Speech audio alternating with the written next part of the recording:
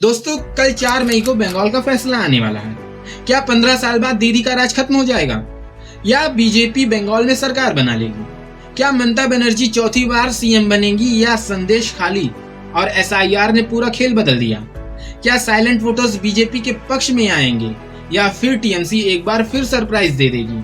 और सबसे बड़ा सवाल जो इस बार बंगाल में हुआ वो पहले कभी नहीं हुआ, वो क्या था? ये सारे सवाल आज रात पूरे बंगाल में गूंज रहे हैं। बंगाल ही नहीं बल्कि पूरे देश में गूंज रहे हैं। एग्जिट पोल्स तो अपना अपना आंकड़ा बता रहे हैं, लेकिन असली सच तो कुछ और ही है। आज हम कोई प्रिडिक्शन नहीं करेंगे क्योंकि वो बहुत सारे लोग पहले ही कर चुके हैं, एग्जिट पोल्स भी कर चुके हैं। आज हम वो पूरी कहानी समझेंगे जो पोल्स नहीं बता रहे हैं। चलिए शुरू से लेकर अंत तक विस्तार से समझते हैं, इसीलिए वीडियो को अंत तक जरूर देखिएगा। दोस्तों, पहले थोड़ा बैकग्राउंड क्लियर कर लेते हैं।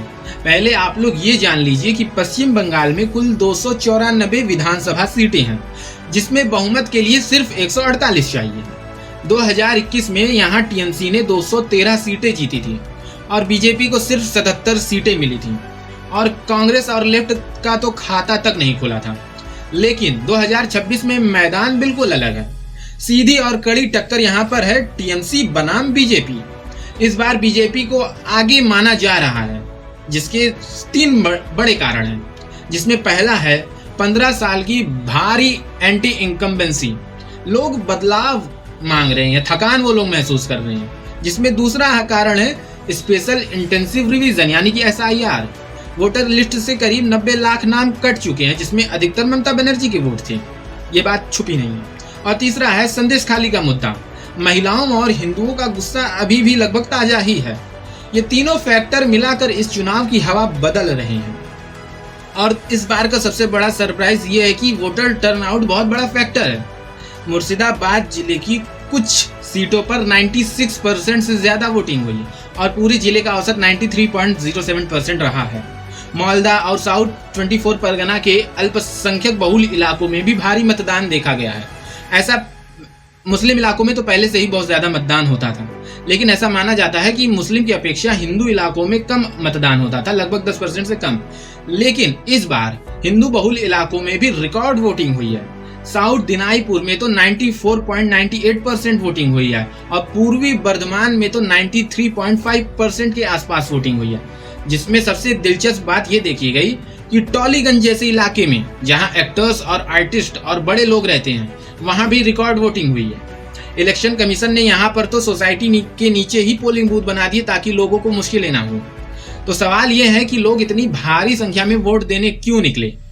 क्योंकि एक तरफ नाम कटने का डर था और दूसरी तरफ बदलाव की उम्मीद भी थी। तो लोगों को भी मजा आने लगा कि चलो इस बार अपना मत जरूर देते हैं। पहले चरण में याद रखिएगा, पहले चरण में 2021 में 10% से ज्यादा इस बार वोटिंग हुई है और पहला चरण ही ऐसा चरण था जहां बीजेपी को सबसे ज्यादा उम्मीद थी। और पहले चरण के बाद ही अमित शाह निकल करके आए और उन्होंने दावा किया कि हम 110 सीटें जीत रहे हैं। इसीलिए माना यह जा रहा है कि खेल तो पहले चरण में ही था। और दोस्तों, इस चुनाव में एक चीज और साफ नजर आई।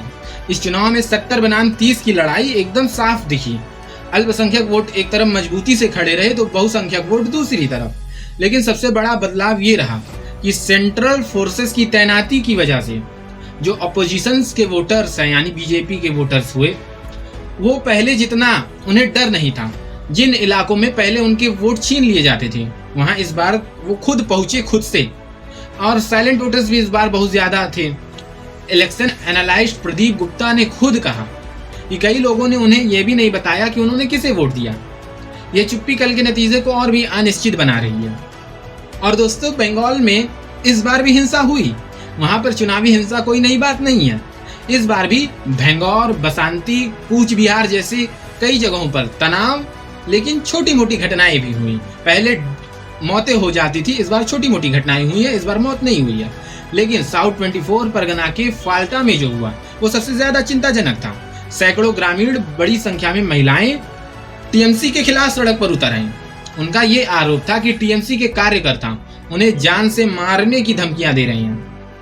और जिसके बाद लोगों ने सीआरपीएफ से मांग की कि भाई काउंटिंग के बाद भी यहाँ तैनात रहो, वरना हम सुरक्षित नहीं रहेंगे। जब कोई व्यक्ति वोट देकर भी अपनी जान की सुरक्षा मांगे तो जान जाओ कि वहां पर बदलाव की क्या लहर होगी और वहां के शासन से उन्हें कैसा डर लग रहा होगा। लेकिन ममता बनर्जी को भी एकदम क्रिमिनल बना देना, ये भी बात सही नहीं है। ममता बनर्जी भी अगर 15 साल से जीत रही हैं तो उसके पीछे भी उनका सपोर्ट रहा, उनके सपोर्टर्स रहे होंगे बंगाल में, ऐसे ही कोई नहीं जीत जाता।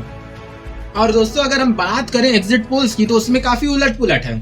कुछ बीजेपी को 180 से 200 सीटें दे रहे हैं तो कुछ टीएमसी को मजबूत बता दे रहे हैं। 2021 में भी यही एग्जिट पोल्स जो बीजेपी को जिता दिए थे वो सारे गलत साबित हुए थे। इस बार है एसआईआर, एंटी इनकम्बेंसी और संदेश खाली के चलते क्या कुछ अलग होगा अभी तो हम जानते नहीं है, कल काउंटिंग के दौरान ही पता चलेगा। कुछ सीटें जो पूरे नतीजे तय कर सकती हैं, मैं उनका नाम आपको बताता हूं। भवानीपुर जो कि ममता की सीट है, नंदीग्राम है, नॉर्थ बंगाल की सीटें हैं, कोलकाता की अर्बन सीट्स हैं। इन सारी सीटों पर पूरे भारत की कल नजर रहेगी। और दोस्तों कल 4 मई को काउंटिंग शुरू होगी सुबह। चाहे जो भी पार्टी जीते, एक बात तय है कि जो हारेगा वो ईवीएम को घुसेगा और जो जीतेगा वो जनता की लहर बता देगा। अब आप बताइए कमेंट में कि आपके हिसाब से कल यानी कौन बाजी मारेगा, टीएमसी या बीजेपी?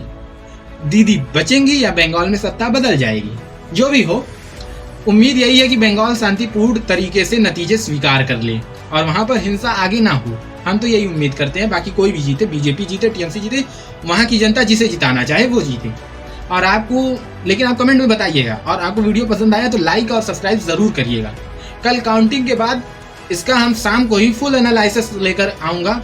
जय हिंद। और हाँ, कल एनालिसिस देखने जरूर आइएगा और हमारे चैनल को सब्सक्राइब भी जरूर करिएगा। जय हिंद।